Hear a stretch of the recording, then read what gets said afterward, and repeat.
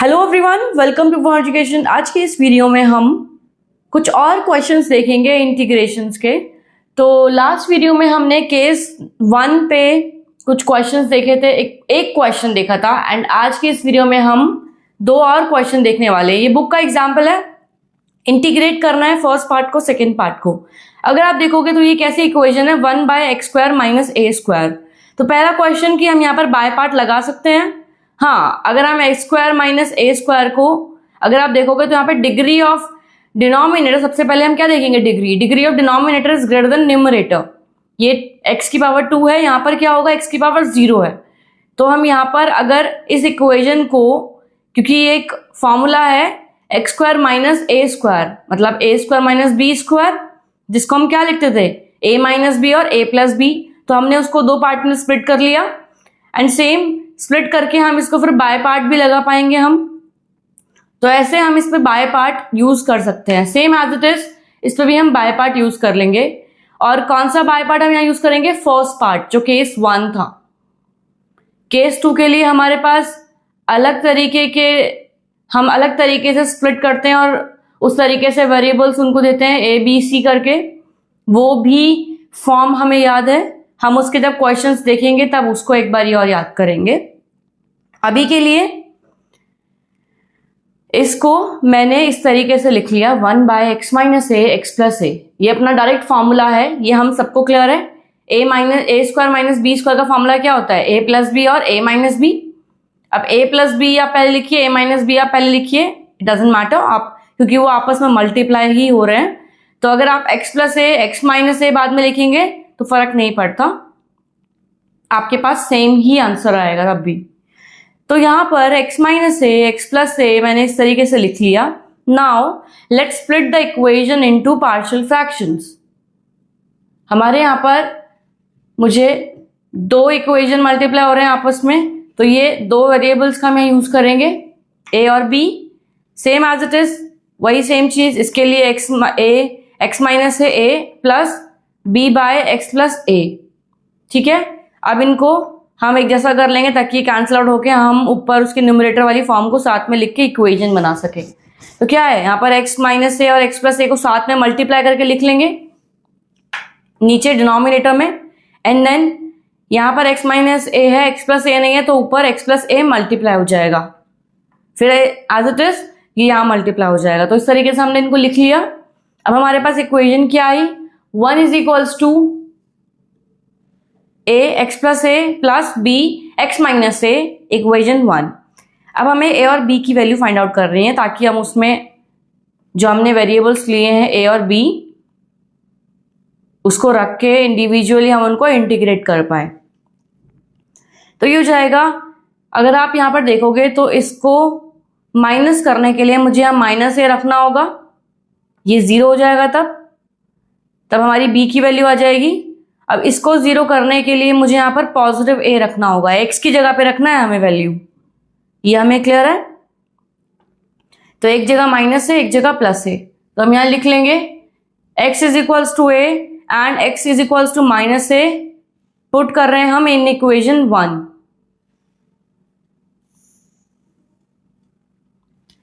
तो मेरे पास इस तरीके से रखने पर, जिससे पहले मैंने x = a रखा, x की जगह पर आपको a रख देना, बाकी आज से लिख लेंगे हम। ये तो हो गया 0, ये हो जाएगा 2a capital A, 1 = 2a capital A, ये यहाँ पर डिवाइड में आ जाएगा तो a = 1/2a हो जाएगा। सेम एज इट इज मैंने इसे सॉल्व किया है, -a प्लस क्या हो जाएगा 0, ये हो जाएगा -a माइनस का 2a। तो मेरे पास b की वैल्यू क्या आई, -1/2a। फर्दर सॉल्व करते हैं इसे। फर्दर मैंने क्या किया, अब a और b की वैल्यू मैंने सेम पुट कर दी है a और b की जगह पर। इंडिविजुअली मैं यहाँ पर इंटीग्रेट करके दिखा रही हूँ। तो अगर आप देखोगे a/x - a था, तो a की वैल्यू मैंने यहाँ पे पुट कर दी है।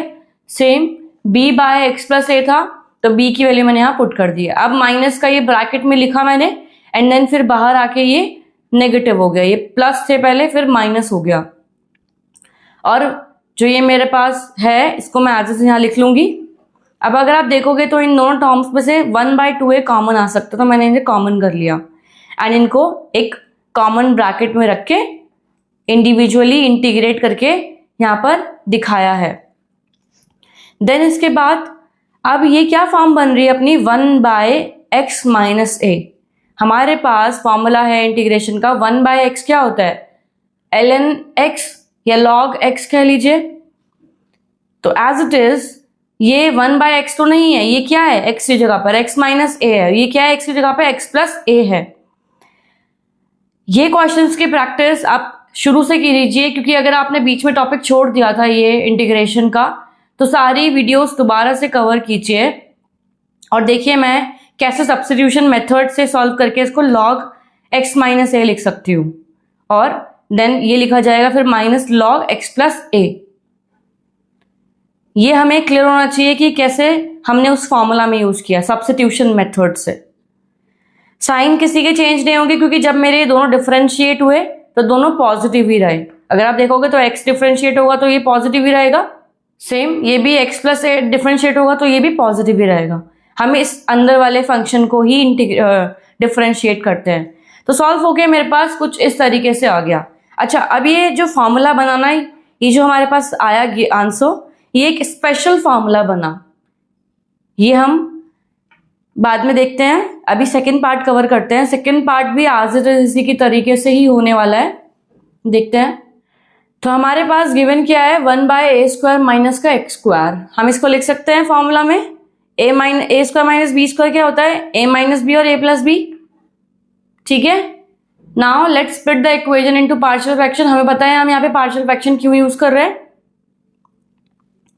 सेम एज इट इज हमने इसको सॉल्व कर लिया, हमारे पास इक्वेशन ये आई क्या, 1 is equals to a plus x plus b a minus x, equation 1।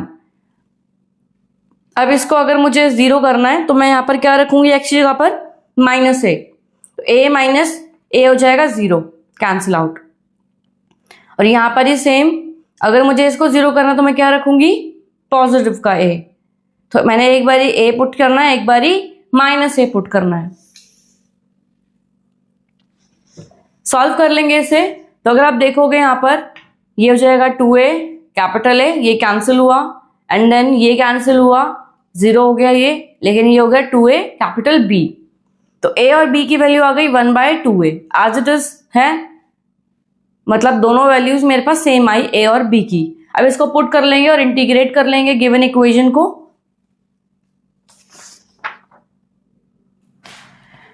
Now put किया मैंने यहाँ पर 1/2a, सेपरेटली हम इनको कर लेंगे dx by a minus x plus 1/2a dx by a plus x. 1/2a मैंने पहले ही बाहर दिखा दिया, इंटीग्रेशन वाले पार्ट को, जिसको इंटीग्रेट होना है उसको अंदर कर लिया।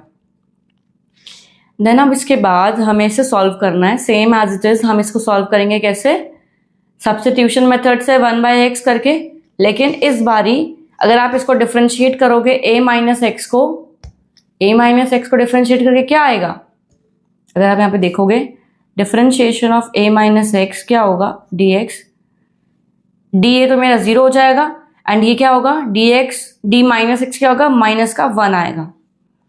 तो मेरे पास जो भी वैल्यू आएगी, मतलब सब्स्टिट्यूशन मेथड सॉल्व करने के बाद इसको, वो एक नेगेटिव होगी वैल्यू, मतलब नेगेटिव में log a माइनस एक्स आएगा। हमें ये क्लियर है। अगर आपको यहाँ पे डाउट है तो प्लीज आप मुझे ईमेल कीजिए या इसी वीडियो में कमेंट कीजिए, और मैं आपको उसके लिए एक सेपरेट वीडियो बना के दूंगी। लेकिन हमने ये ऑलरेडी पार्ट कवर किया हुआ है इंटीग्रेशन जब हम शुरू कर रहे थे, तो प्लीज पिछले टॉपिक्स जरूर कवर कीजिए। तो ये हो जाएगा log a प्लस एक्स, ये एज इट इज रहेगा क्योंकि ये पॉजिटिव का है। सॉल्व कर लेंगे, ये नेगेटिव है तो मैं इसको राइट हैंड साइड पे लिख रही हूं। अच्छा, वहां पर हमने एक चीज नहीं देखी, ये मतलब फर्स्ट पार्ट में मैंने ये चीज नहीं बताई आपको कि कैसे ये और ये इस तरीके से लिखे जा सकते हैं। हमने लॉग्स की प्रॉपर्टी भी देखी थी।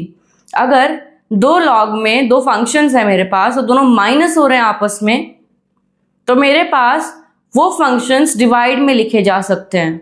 सेम एज इट इज, अगर हमारे पास दो फंक्शंस लॉग के मल्टीप्लाई हो रहे होते तब उनको हम प्लस में लिख सकते थे।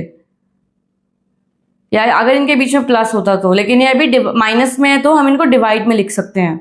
सेम फर्स्ट पार्ट में भी वो माइनस में आ गए थे तो मैंने उनको डिवाइड में कर लिया था सिर्फ फंक्शंस को, और लॉग कॉमन हो गया।